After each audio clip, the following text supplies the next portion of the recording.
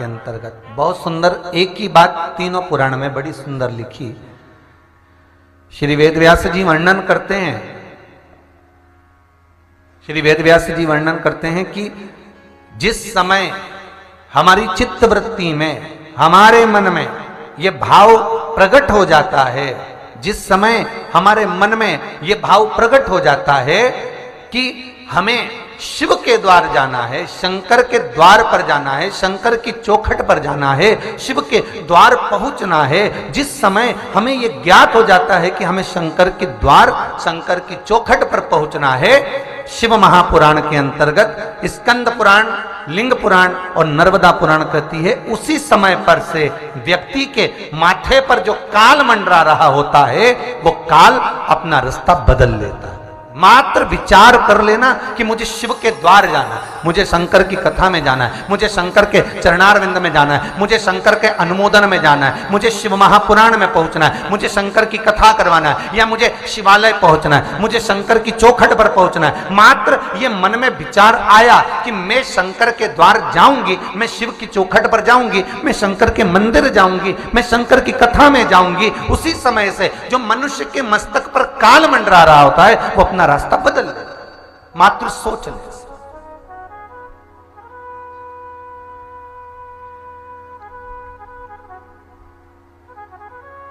भाई हमारे पुराण तो यहां तक कहते हैं कि 5 बार मुख से काशी काशी बोल लो तो भी काल पीछे हट जाएगा।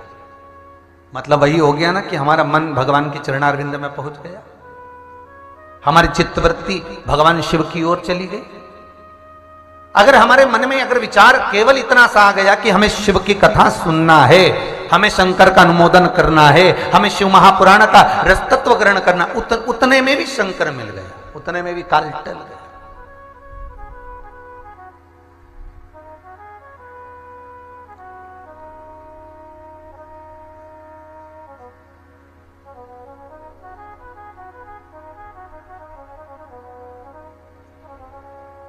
एक कथा चालू हुई अपनी 25 तारीख को ना, तो 24 तारीख को कोई दिल्ली से कोई भगत आ रहे होंगे और भोपाल से सीहोर के बीच में कहीं उनका एक्सीडेंट हुआ होगा। अब देखिएगा जरा क्रम कितना विचित्र है ये क्रम।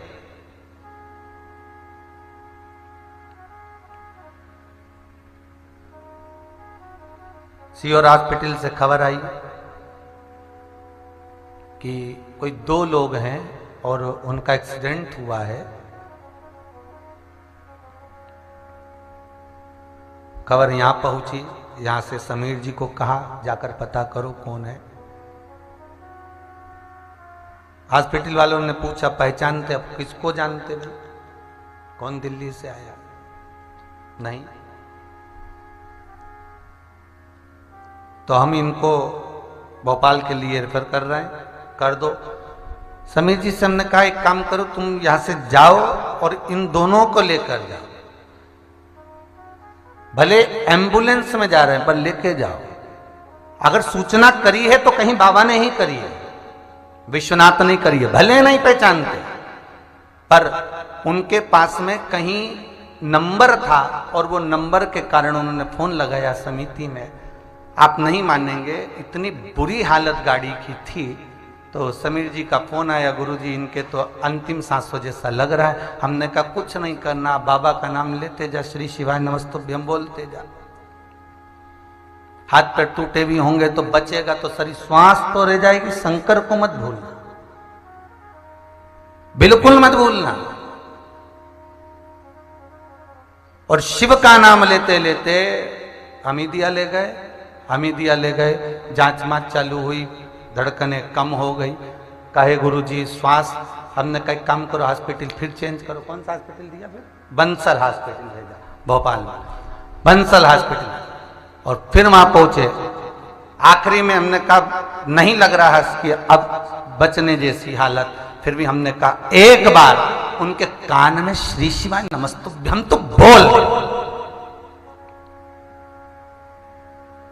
और जो श्री शिवाय नमस्तुभ्यम का जाप किया, आकर आप कभी बंसल हॉस्पिटल में आज या कल में जाकर देखना चाहें तो वो दोनों जिंदा हैं, केवल पांव की घुटने की हड्डी और हाथ की हड्डी टूटी है, जिंदा पड़े, जिनकी अंतिम सांसें चल रही है। अकाल मृत्यु वो मरे जो काम करे चंडाल का, और काल उसका क्या बिगाड़े जो भक्त हो महाकाल का। शिव के जो उपासक,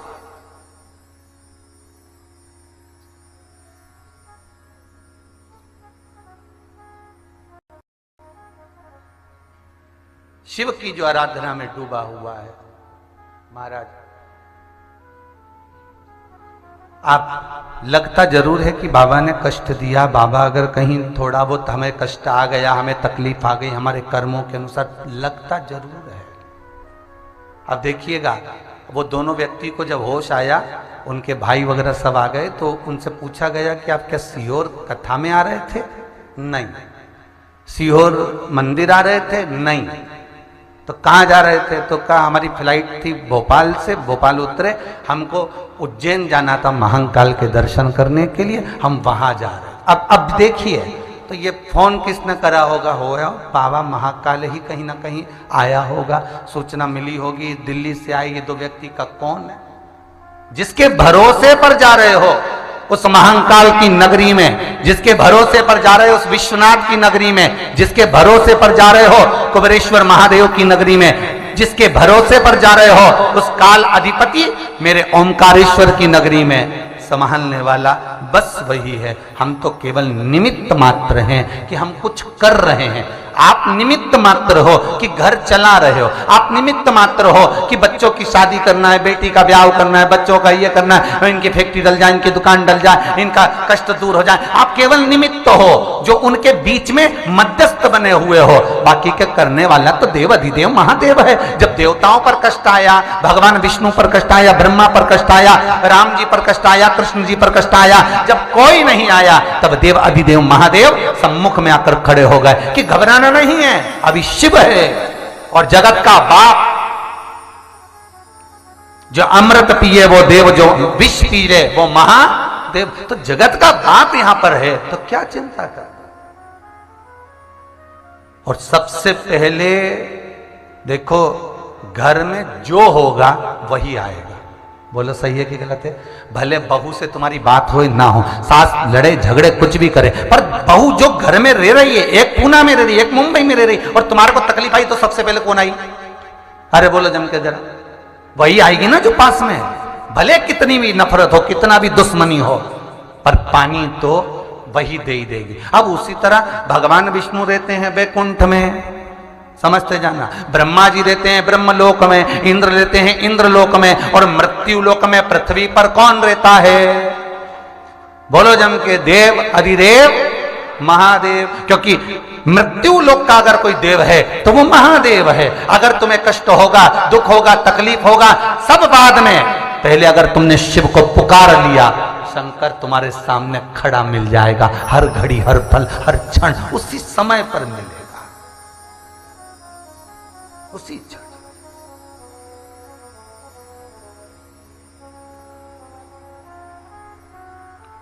पर हमारी आदत है ना, दूर के ढोल सुहावने, तो पड़ोसन आए तो चाय भी पिलाओ, मौसी सास आए तो रोटी भी खिलाओ, और घर की सास के भले मत पूछो, फिर भी नहीं पूछो तो भी सास सास होती है, भले नहीं पूछा, पर मरने के समय पर वो तुमने पड़ोसन को कितनी भी चाय पिला लो, पड़ोसन को कितनी भी धोख लगा लो, पड़ोसन से कितना भी अचार का पूछ लो, पड़ोसन को कितनी बार भी चप्पल दे दो, कितनी बार भी तुम साड़ी दे दो, पर पड़ोसन अपनी जायदाद का हिस्सा तुमको देगी क्या?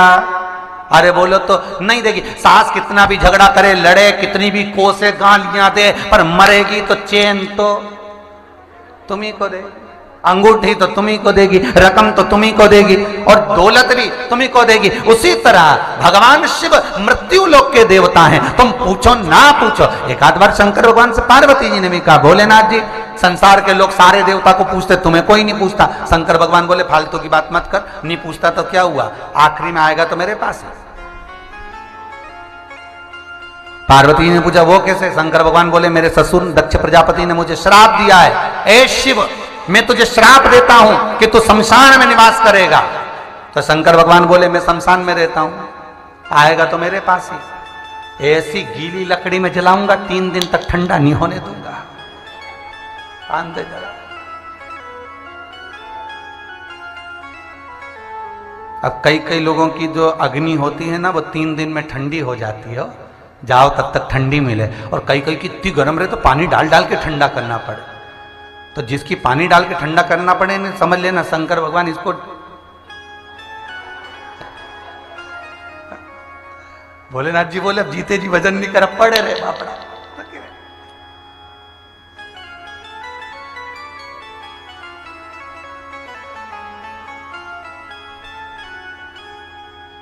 और फिर आग लगाकर सब तीसरे के दिन लीप पोत के कहाँ पे? शमशान में मटकी रख के, एक कुल्हड़ में चाय, अभी तक गिलास में पीती थी अब मट्टी में, एक कुल्हड़ में दूध। एक बहू ने आवाज लगा के कही वो वाली होटल का समोसा ले जाना। होटल ससुर जी को अच्छा लगता, सास को हमारी जलेबी अच्छी, वो भी ले जाना। सब कंडा जला के होम होम छोड़ दी, चल दिए। छोटा सा बच्चा चिल्ला के बोला पापा, पीछे दादाजी आ गए। जो पलट के देखा तो ये कुत्ता सब खा गया। सब अब कुत्ता में दादा ढूंढ रहे हो तो दादा में ही दादा को ढूंढ लेते।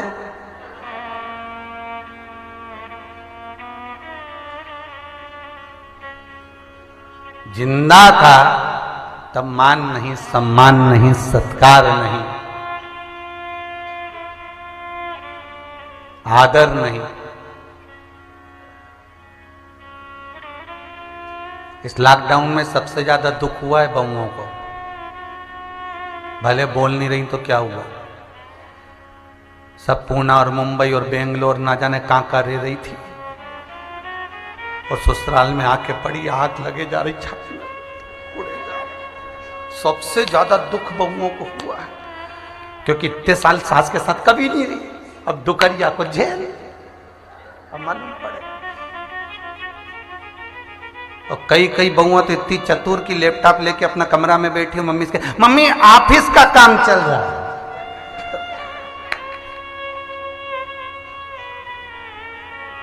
अच्छा बहुवन सोचेगी तो सही है, सियोर वाला महाराज दिन भर बहुओं के पीछे पड़ा रहे।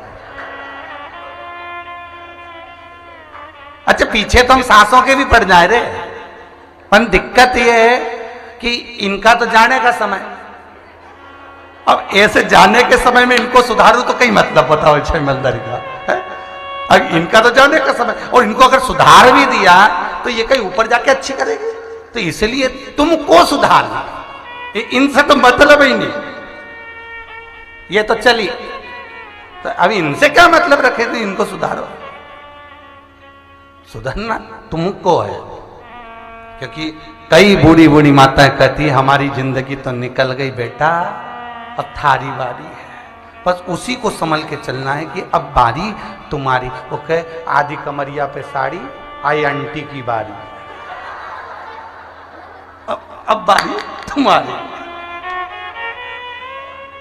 अब तुम्हारा नंबर है, अब साध लो। और जब अपनी बारी आए संवरने का थोड़ा सा प्रयास करना, जिंदगी को सत्यमय जीना।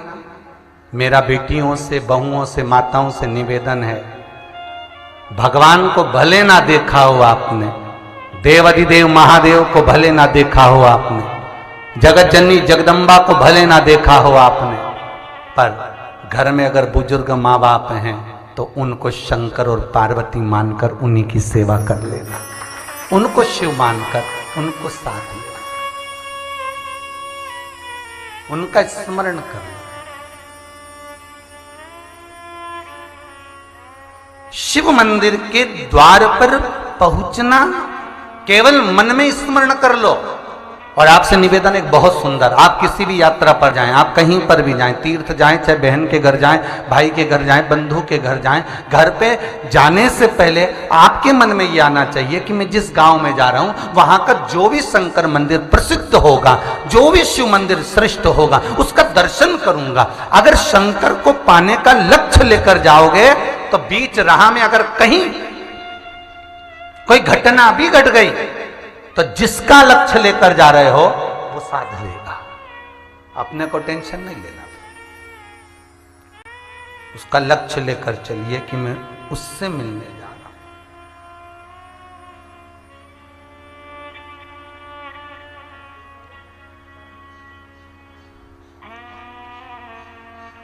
हम जब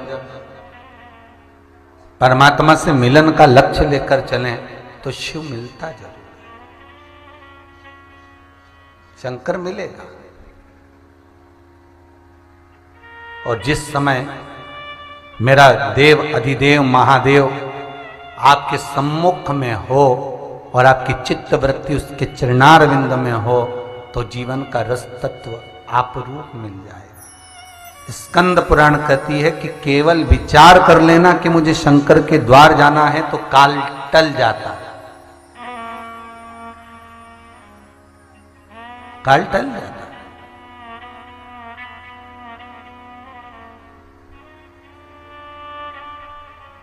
दूसरा कहा स्कंद पुराण में, लिंग पुराण में और नर्मदा पुराण में। कई लोग कहते हैं महाराज कि मंदिर जाओ तो दुख कटेगा। कई लोग कहते हैं मंदिर जाओ तो दुख कटेगा, पर स्कंद पुराण, नर्मदा पुराण और लिंग पुराण कहती है मात्र मंदिर के द्वार पर पहुंच गए तो समझ लो दुख तो वैसे ही कट, अंदर नहीं भी गए तो भी दुख कट गया, तो भी दुख कट गया।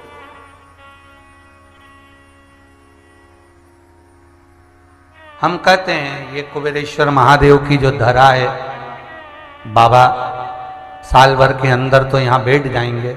विश्वनाथ स्वयं कुबेर भंडारी, भंडार भरने वाला स्वतः यहां बैठ जाएगा। पर इस कुबेर भंडारी की धरा पर इतना जप तप अनुष्ठान चलता है कि यहाँ का एक एक कंकर शंकर है। हम बस अगर कोई आ भी गया, उसने मनोकामना भाव से, चित्तवृत्ति से, मन से जो यहाँ मांग लिया, इतना तो विश्वास है मुझे बाबा पर कि वो दूसरी बार ये कहने के लिए ही आता है कि गुरुजी हमारा ये काम हो गया।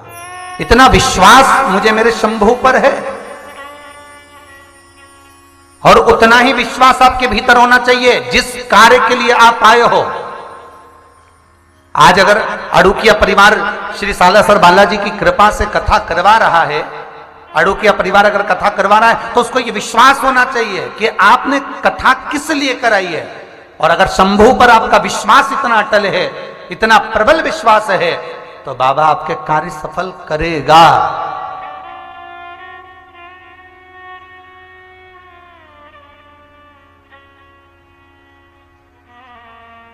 आप विश्वास रखकर जब बाबा के नजदीक में मात्र उसके द्वार तक पहुंच गए, उसकी चौखट तक पहुंच गए, भले मंदिर के अंदर नहीं गए। शिव महापुराण तो कहती है कि शिखर दर्शनम सर्व पाप नाशनम, मात्र शिखर का दर्शन ही करा तो सारे पाप तो अपने आप नष्ट हो गए।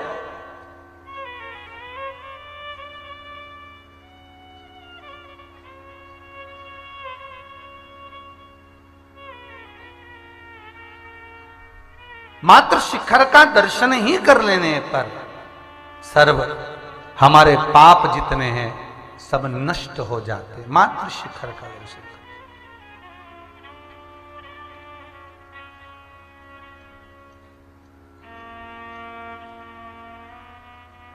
कहीं जा रहे हो, किसी मंदिर में दर्शन नहीं भी मिला, शिखर का दर्शन कर लिया, बाबा इतनी कृपा जरूर करना। हो सकता है कि मैं किसी काम से उज्जैन आई हूं और नहीं आपके दर्शन करने आ सकी, पर बाबा इतनी करुणा जरूर करना कि एक बार आपका दीदार, आपका दर्शन हो जाए।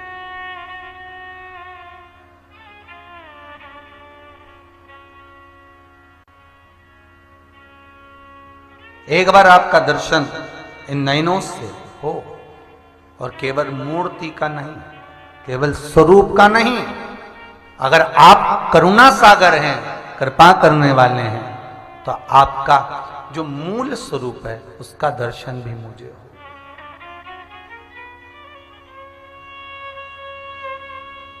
मनुष्य की देह मिली दो कारणों से, एक कर्म का भोग भोगने के लिए जो पूर्व में करके आए हो, और दूसरा एक पूर्व में जो कर्म करा उसका भोग भोगने के लिए मनुष्य की देह मिली, और दूसरा मिला है भगवान का भजन करने के। पर जिस दिन से पैदा हुए, जिस दिन से जन्म हुआ, उस दिन से बस भोजन में लगे हैं। भेजा था भजन के लिए, लग गए भोजन में। 3 बार भोजन, भजन 1 बार, और उसमें भी उलझन आती है बार बार। भजन करने बैठोगे, सारे काम उसी समय पर याद आएंगे, उसी समय पर। हमें तो कई बार ऐसा लगता है कि जब पूजन करने बैठते हैं तभी सारी इंद्रियां खुलती हैं, तभी। देखना, जरा दूध रखा है, देखो जरा ध्यान रखो, जरा वो देखना सब्जी वाली लाई हो तो गिलकी ले लेना और हरा धना अलग से डलवा लेना।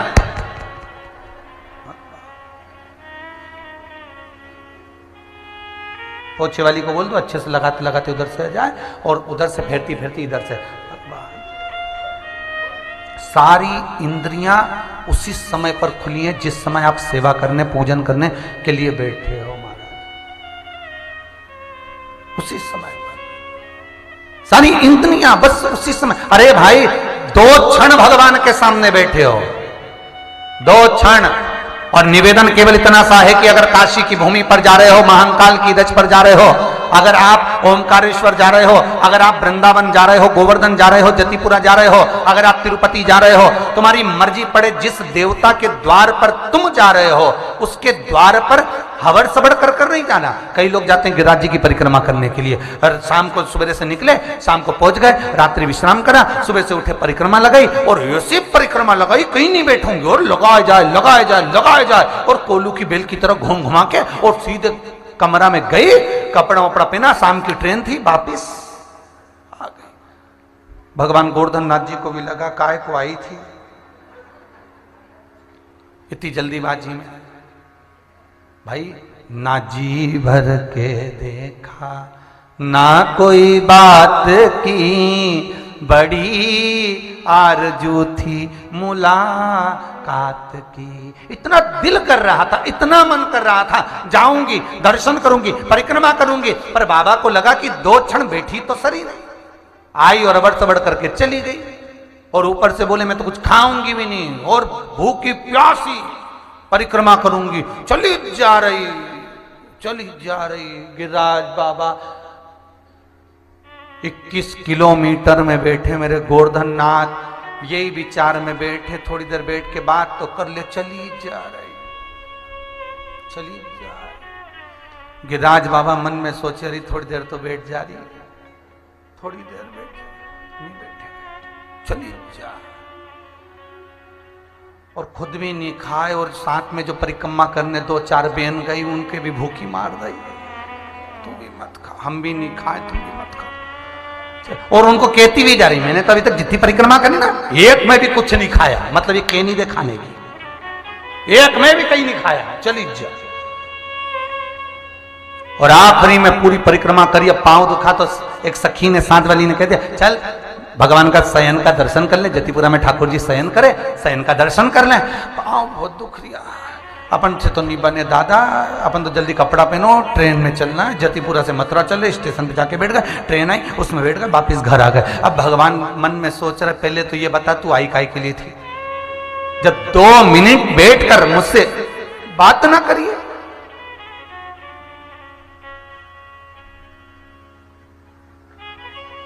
जब 2 मिनट बैठकर तुम मेरे से चर्चा ना करिए तो क्यों आए?